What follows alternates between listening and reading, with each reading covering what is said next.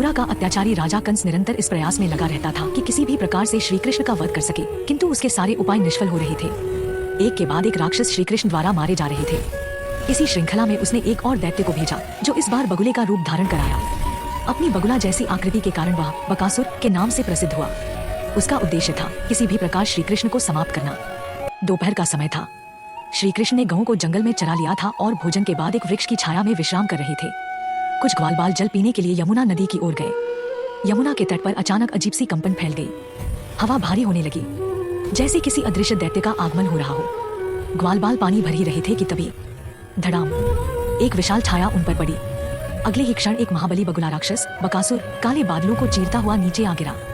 उसके पंखों का फैलाव ऐसा था मानो सूरज को छिपा चुका था। उसकी चोंच लोहे की तलवार जैसी चमक रही थी और हर सांस के साथ भाप जैसी गर्म हवा निकल रही थी। ग्वालबाल घबराकर चीख पड़े।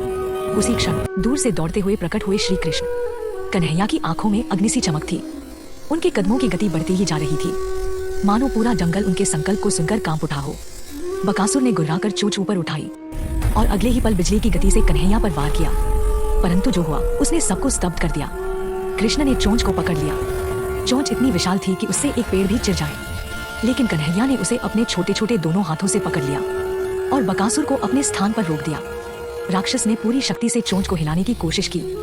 धरती फटने लगी, यमुना की लहरें उफान मारने लगी, चारों ओर हवा तूफान की तरह घूमने लगी, लेकिन ठाकुर जी की पकड़ अडिग, अचल, अविचलित। बकासुर ने क्रोधित होकर कन्हैया को निगलने के लिए चोंच और चौड़ी की। उसी क्षण कन्हैया ने गर्दन पर बिजली जैसी पकड़ जमाई। एक झटके में बकासुर की चोंच को ओक वृक्ष पर दे मारा। पूरा तट गूंज उठा। फिर उन्होंने दैत्य की गर्दन दोनों हाथों से जकड़ी। उनके भीतर से दिव्य तेज फैलने लगा, नीला, चमकीला, देवत्वपूर्ण। अचानक कन्हैया ने पूरी शक्ति से गर्दन मरोड़ दी। कड़कड़ ऐसी गर्जना हुई जैसे आसमान फट गया हो। बकासुर की आंखें बाहर निकल आईं, पंख बेतहाशा फड़फड़ाने लगे। धरती पर धूल का तूफान उठ खड़ा हुआ और अगले ही क्षण में आकर धड़ाम से गिर पड़ा। उसका दैत्य रूप धराशायी हो चुका था। पूरा यमुना तट एक क्षण को मौन हो गया।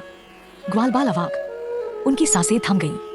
वे एक दूसरे को देखकर बस इतना बोल पाए, ये हमारा कन्हैया, ये तो स्वयं नारायण है। संध्या तक पूरा गोकुल जय जयकार से गूंज उठा। कन्हैया को देखने को हर घर से लोग उमड़ पड़े और धीरे धीरे सभी के मन में एक ही भाव बैठ गया, ये बालक नहीं, ये दिव्य अवतार है।